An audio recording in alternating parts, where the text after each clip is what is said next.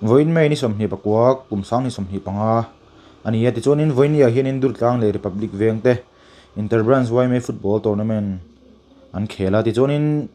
he game a hian goal moi tak mai kan huwa chu goal chu kan lo thlir hawang long shot kan huwa có moi về kan soi to kha chu goal moi rất mấy kan mu he goal moi khung tu hi Joseph Durtlang branch yma player nia ilo en non le teang